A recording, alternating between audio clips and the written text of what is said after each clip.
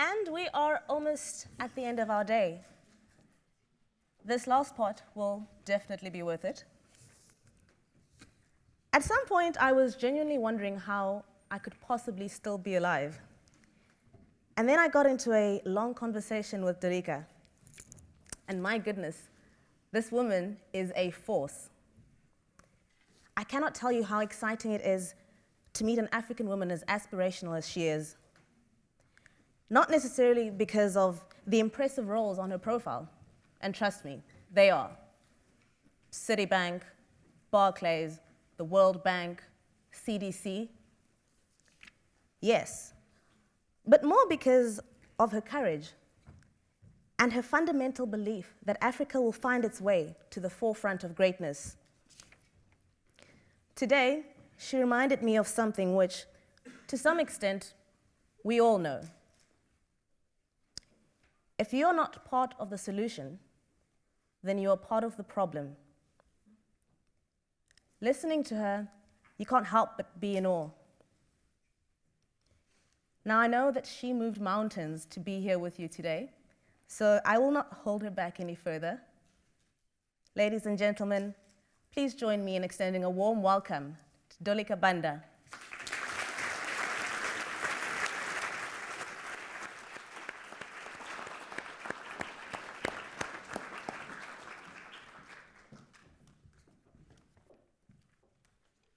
Good afternoon, Oxford.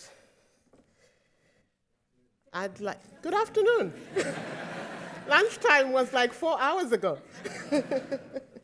First of all, I'd like to give my sincere thanks to Dean Peter Tufano. Thank you for the honor. I'd like to thank the students and the organizing committee. It is indeed an honor and a pleasure to be here. And I did move mountains because I think this sort of chance comes once in a lifetime, and I wasn't really in a position to say no. I'd like to start just very quickly by asking, in the next 12 to 18 months, how many of you are moving to Africa? Great. In the next 18 to 24 months, how many of you would like to, but are afraid, have reservations to move to Africa? About as many. About as many. To those who did not raise a hand, may I share with you what I believe is an Irish saying. They have many. May those who love us being Africa. For those who do not love us, may God turn their hearts so that they may love us. For those whom God cannot turn the hearts, may he turn their ankles so that we may know them by their limping. So as we leave this evening, I will be looking for the limps. I know that I am speaking here to an audience that has choices. Every single person in this room has the choice to stay here in the Western world, in the Northern Hemisphere, and live a very, very comfortable life. You also have a choice to go back to an Africa that is still living on aspirations, but still lives with a lot of adversity and a lot of difficulty. Ladi gave me a nice lead when he started by saying, why? Ask yourselves the questions, why? I hope by the end of the next 15 minutes, 18 minutes, I would have touched at least one or two of you or more to be able to say, because. Africa is not an easy continent, we all know. But where there is difficulty is indeed where there is opportunity. And what I want to do today, because I think you have had a full day of statistics and wisdom and professorial lectures, is to share with you how I ended up answering my why question with because, and I decided to move back to Zambia. Africa is a vast continent, so one should always be careful in terms of how one uses it. After a very long career in the US, in the UK, in South Africa, covering a number of countries globally. It went in 3 stages. It goes in 3 stages. So the first stage for me was like going on the internet and looking for love, which I didn't find. I fell in love with the story of Africa as much as everybody else did. Today we keep hearing the phrase of Africa rising. We've been hearing this phrase for the last, we're now in the 15th year, I think. Still rising, not risen, we're still rising. But the numbers were very, very appealing. The story was very, very appealing. 50+ countries, 1 billion people, 500 possibly million aspirational individuals, a growing middle class, 50+ people below the age of 30 and underserved, the bite of technology, the power of technology. How could anyone fail with all this? Therefore, Africa was the way. So, my internet love, packed my bags, landed in Zambia. Phase 2, total frustration. Things I had not expected. I had flown in once a year, twice a year. It was not what it is to live there day to day. So phase 2 was reality on the ground. Nothing works. Nothing works unless you scream, shout, cry, pull rank, or bribe. That's Africa for you. Those are the choices you have. In almost everything you do on a daily basis, getting my driver's license converted into Zambia, getting my national registration card updated, getting a new passport so that I could get visas. I had lost the UNLP from the World Bank Group, shames. I did all of those things. I screamed, I shouted, I cried, but I refused to pull rank and I refused to bribe. Because, as Wange said, if you are not part of the solution, then you are definitely part of the problem. And if each of us in our own little worlds in what we do say no to things that we know are wrong, they may be expedient, but they are wrong and they will cost us in the long term. We will not change a thing. We are part of the problem. So reality kicked in when I went to government offices. Reality kicked in terms of the work ethic. Reality kicked in the sense of just the poverty that is so much in your face. It is the people around you, whether they are your workers or your extended family. Reality kicked in broken people. Laddie, you talked about youth, unemployed youth, unempowered youth, youth with no hope. And I asked myself, is this really my country? Is this really my country? I was ready to go back to the US, very ready to pack my bags, and they were very ready to have me back. That would have been where it ended. And I said to myself, but why is this happening? And what can I do about it? And to a large extent, I could not but place all of this at the door of leadership. I cannot speak for all of our countries, but I can speak the truth and say that the majority of our countries are lacking leadership that have a vision and a strategy and a care for their people. The concept of noblesse oblige is gone. I had to go back to it and research it and re-educate myself on what it really means. And it puts the burden of obligation to those who do not have upon those who have, whether it is power, privilege, or money. We are obliged to bring up and alongside those of us who do not have those privileges. And I said to myself, I cannot sit by and let my country be led by people that say the right things, but are incredibly successful at doing the wrong things. On the face of it, Zambia is a failed state. I may need a visa when I get back next week, but it is a failed state. It is has been run by leaders who just seem to be experts at defying the very logic and ethos of leadership. Unreasonable Africa has 2 sides and 2 faces. Unreasonable Africa has an opportunity and presents opportunities, Unreasonable Africa also is all about all of these things that I've just said that frustrated me so much in phase 2 of my return to Zambia. But then I'm not a quitter. So there's phase 3. Resolve and determination. Resolve and determination is the only way that anyone or all of you who are sitting in this room who want to be a part of Africa or to be in Africa are going to be able to turn that rising description into risen. And I believe we will get there. I believe we will get there because I believe that I can be the change that I want to see and that I start to see it in others. The moment I say to myself, I'm not going to tolerate this, I'm going to make this work, my mindset changed and I started to find more people that felt the same way, that strengthen you when that resolve is tested, and it will be tested.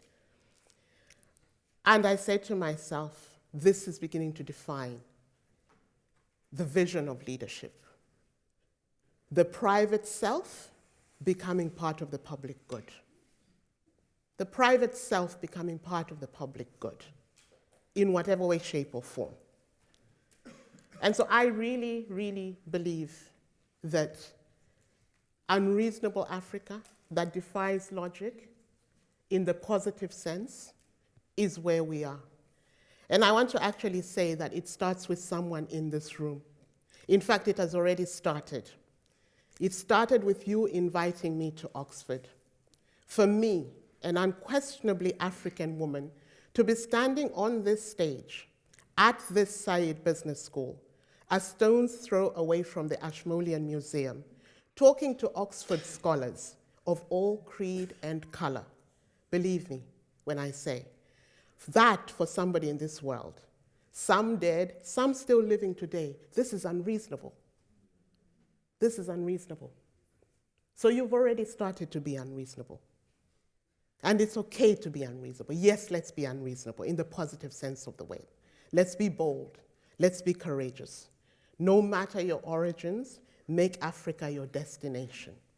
Be the transformation agent, not for a better Africa, but for a brilliant Africa.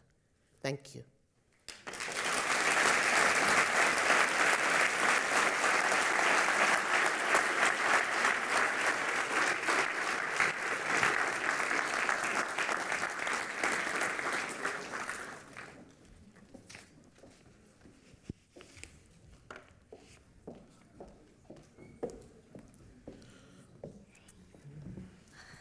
Dolika, thank you so much for that.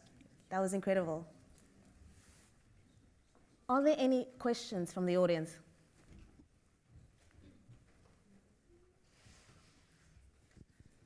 Gentleman in the front over here. So my question is very short. First, both your career and your convictions are inspiring, and I think all of us will leave the room with a renewed sense of dedication. But I can't help but be curious, where do you see phase 4 taking you? My answer is going to be very short. I expect to be in a position where I can take that noblesse oblige out to the world. Cryptic but clear, I'm sure.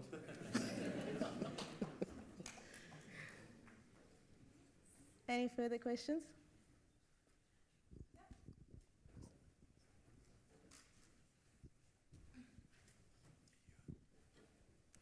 Is it fair to say you moved back to Zambia when you had very little to lose?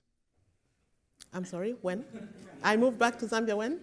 Very little to lose. So if the comparison I'm trying to raise here is someone who's starting out, young family, and who can not avoid to take as much risk, would probably look at you as saying, you took your step at phase 3 when the worst that could happen would be you just packing your bags and going back to the US. So you were at a good stage, if you like. So that would be my first question to you, to say, did you take that step because collateral damage that would have come from your move was less? Mm-hmm. That's your first question? You're giving the mic away. Is he allowed another after that? He said that's the first question, but that's fine. I think that's deep enough. That's deep enough. I don't want to answer your question in a manner that is going to belittle the gravity of what you are saying. So we talked about timing when I was talking to the organizers about what the nature of this conversation was going to be. Part of it was going to be about timing. So I want to say some things. Not everybody has to be in Africa to help Africa. We must believe this. That's one. Secondly, you can only move to Africa when you feel you are ready and you will be able and you are safe enough to be able to give back. As I said, it is not an easy continent. So did I move because it was easy for me to move? No, it was not easy for me to move. Quite frankly, I was enjoying my house in Washington, D.C. I was traveling first class wherever I went. I was staying in the greatest hotels. I didn't have to live with 12-hour power cuts every day, or no water at the weekend, or not being able to find my foie gras when I was looking for it. So it's relative. But one thing I would say is move to Africa only when you are ready to move to Africa, because you need all the energy and all the focus to be able to achieve what you want to achieve.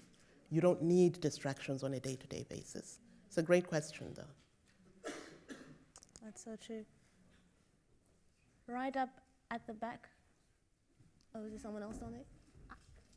Hi, Dolika. Hi. Yeah, this. Thank you so much for that closing. Quick question, Nonhlanhla Masina from African School for Excellence. If we say at the crux of our challenges in Africa is leadership, what is your view on that and how do we actually then fix it? Because a lot of our efforts tend to be as entrepreneurs, as private agents, trying to address the need or be the change we want to see in the various countries. But if then the crux is leadership, how do we fix that? That's such a complex problem. What's your view? Dean, you haven't been talking to your students. You and I had a great conversation about how the lines between business and public responsibility and corporate governance are so thin that really the humanitarian schools of Oxford, public policy, business, should make sure to interact and exchange and infuse ideas across the disciplines, because none of these institutions lives in isolation. So it is a very complex problem, changing leadership, because it's got a lot to do with attitudes and cultures. It will take a long time, but we can't sit back and say we can't change it. So one of the things I was talking to Dean about today was civic education. We have the leaders we deserve, either because we do not vote, and we therefore let those who are voting be the people who don't think the way you think in this room, so you must live with the consequences, or because when we vote, we analyze situations with our heads, and then we vote with our hearts based on tribe, based on gender, based on where you live, and there's a disconnect between what we should be doing and what is actually happening in reality. What else can we do is be what Trevor Manuel was this morning. He was bold about saying things were not right. Be what Professor Ntuli was today. He was very clear about what he feels about this thing. Be what Colin said from Goldman Sachs, that he thinks Zuma is making a mistake. Be Dolika, who stands up in public and says, I think my country's leadership is not good enough for what I need and what I want. We have to be bold. We have to be strong. We have to be out there. And again, you can do that within country, you can do it outside of country. But there is a leadership crisis, and we should not kid ourselves that it doesn't exist. I have recently read in quick succession 3 books, and I need to go back to them. One is Al Maktoum, My Vision, on the history of Dubai, basically. Dubai was built in 25 years. We've been independent for 50 plus. The second one is on Lee Kuan Yew, on Singapore. Similar story, 27 years. He was able to have Singapore classified as an international financial center. The third, which I've just started and I don't yet have an opinion, is on Paul Kagame in Rwanda. Now, I'm not saying these individuals are all pristine and perfect, But I am saying there are many lessons that we can learn. And I do hope some of you will come out and say, you know what, I did a business degree, but I'd like to go out there and be president of the Republic of.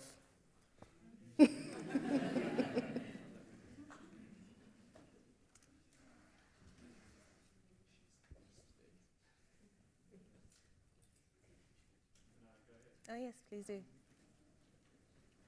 Apologies.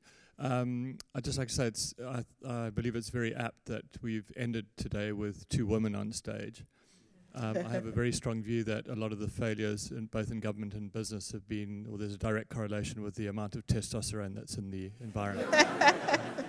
But on that note, and you've just mentioned 3 male leaders of countries who've been good, but how do we get the next generation of women or young girls to aspire to be leaders of nations? Because even in the Western world, there's still a very short supply of women in very powerful positions. I'm looking at the men in the room. If you have daughters, sisters, aunties, who you think should be aspiring for these positions, then you better give them the space and the time and the resources to do it. That's the starting point. Second point, now I'm looking at our women. We underestimate how powerful, how mind-blowingly focused we can be when we want to be, and how strong we are at managing resources. You leave a man in your house for a week and you'll come back to disaster. Really. I mean, multitasking is a word that was created by men, but I think it just only describes women. So I think I'll put it I'll refer to one lady who's my mentor to this day, who said, you know, Dolika, I've been on Wall Street for years. My husband hardly knows anything about securities markets. I was offered a senior position in a brokerage company, and I said, no, I couldn't take it because I didn't know enough about X, Y, Z, derivatives, swaps, whatever it was. My husband was offered a job in a bank, in investment banking, and he said, yeah, I'll take it. I said, but you don't know anything about investment banking. And he said, I will learn. It's just that courage, that leap of faith, that ability to be able to step out into the dark, that ability to be able to be unreasonable. Be unreasonable. Having said that, I think there's a lot of focus, and I've had this conversation more recently, on the girl child and the gender conversation, which I think is extremely important. But in Africa, we are losing a whole generation of men children to drugs, to crime, because they're just not being guided and there's no focus on them. So whilst the conversation is very important on gender, I think we must be very, very clearly. How many of you have walked out on the streets of whatever city you're in, your own cities, around dusk, and you see these aimless, bleary-eyed young men walking around? They are just as much a part of our society. They are just as much a part of our society. I think we've got time for 1 or 2 more questions. Is it?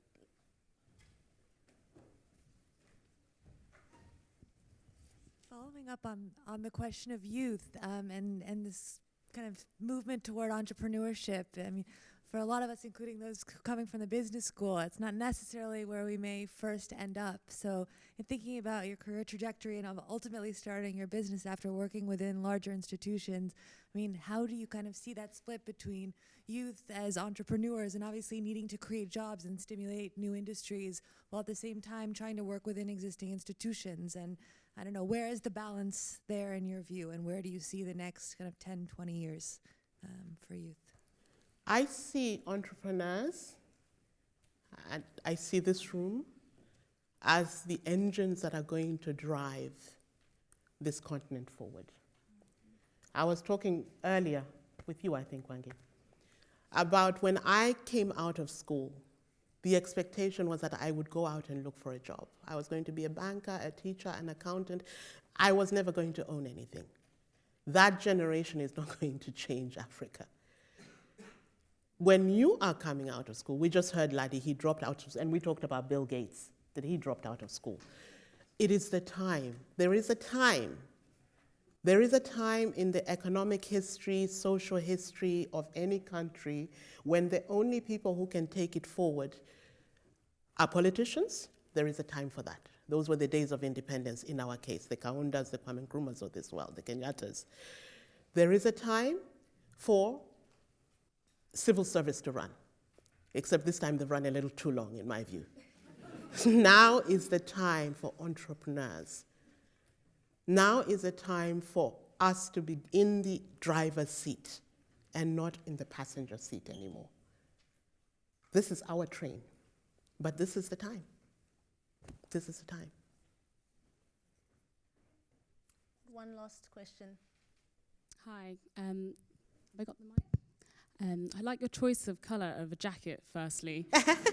I have the same. I don't think anybody else has a bright red on in this room.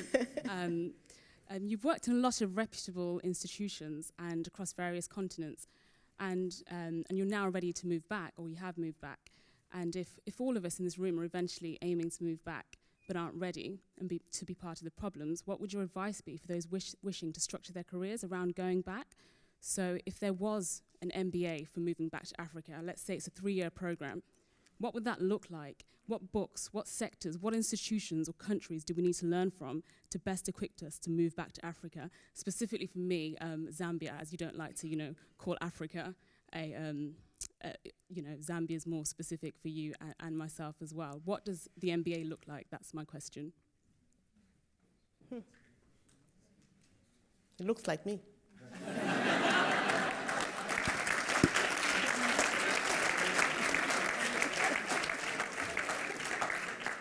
But on a more serious note,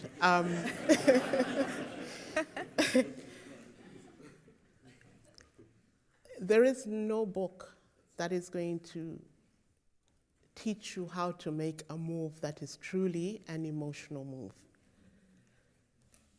There will be books that will tell you the opportunity in Africa is this.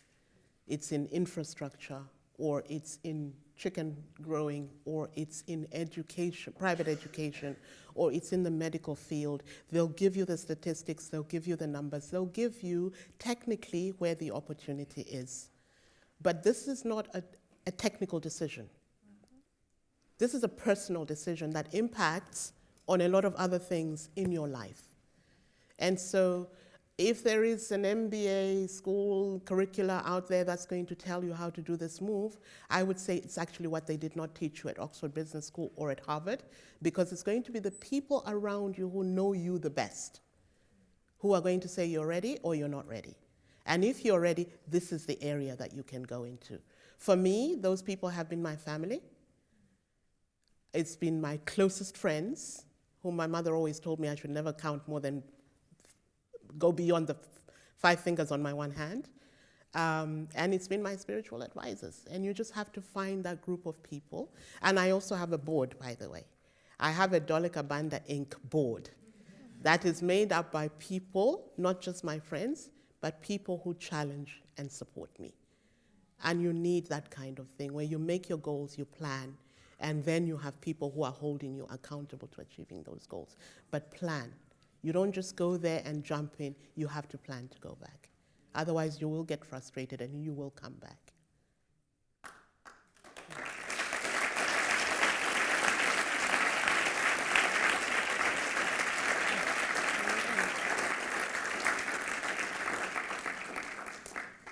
Where do I get one of these Dolika Banda ink boards?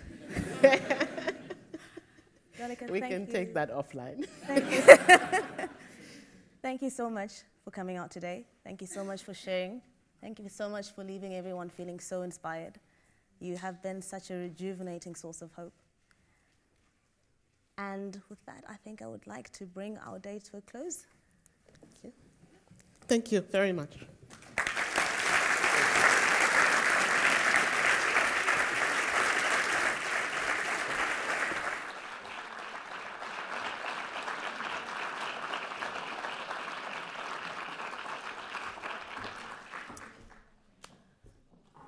When we first started, I asked you all to reflect on what being unreasonable meant to you.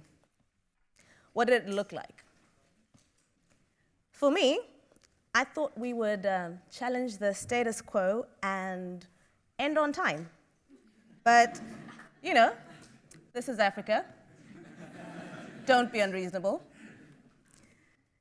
An interesting comment that Dolika made as we were chatting earlier: you can never seize an opportunity that you are not prepared for. I hope that today has, in some shape or form, better prepared you to script the African narrative.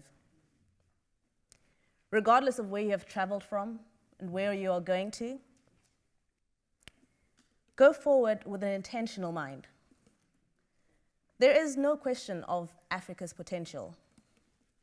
The pieces of the puzzle are already there. Now watch what happens when you begin to connect the dots. Unreasonable Africa. You did it. Thank you for making today what it was. I am overwhelmed and my heart is overjoyed. Look at what Africa has made.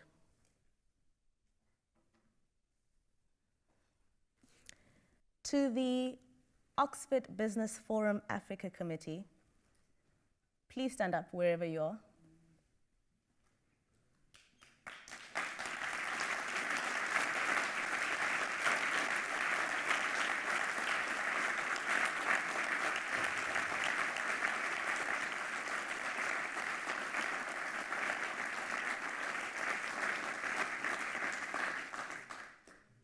These are the people that made it possible for us to be here. To the Dean, the school and staff, thank you for your unwavering support. A massive thank you to CDC, our main sponsors, whose contribution to today has been immeasurable. Our incredible speakers. Where do I even begin?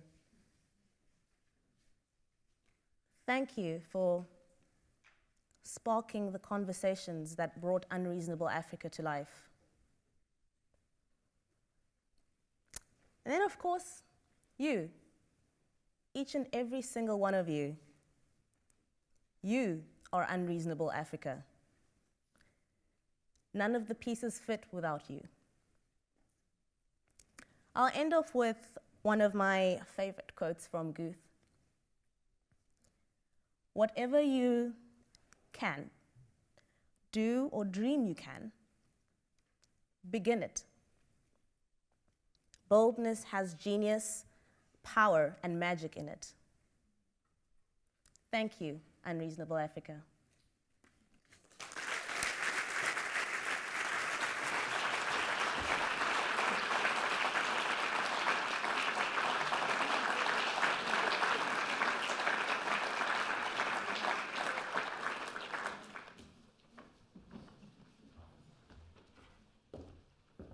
Left for me to say is, Hangwee's already had all the committee members stand up and be thanked. If you would please stand.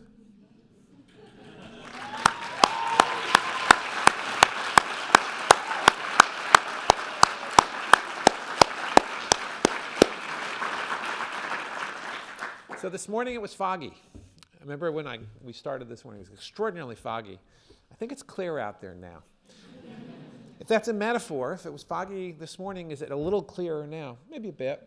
A little bit clearer about opportunities, a little bit clearer about challenges, a little bit clearer about inspiration. And just a word from Lottie. You talked about shared value. I think the other thing that I learned today is more than shared value, it's shared opportunity and shared responsibility. And so, you know, in our own way here at this school, I hope that we can share a little bit in the opportunity and certainly share in the responsibility. And I look forward to welcoming you all back next year. But also, please be part of our community. We'll be coming to Johannesburg with our students to study there. We're going to be doing programs here and elsewhere. We would like to be part of this Africa Rising with all of its challenges, with all of its hardships, with all of its joy. And I'm delighted and thrilled to be the dean here and to be able to say thank you for joining us today. Thank you.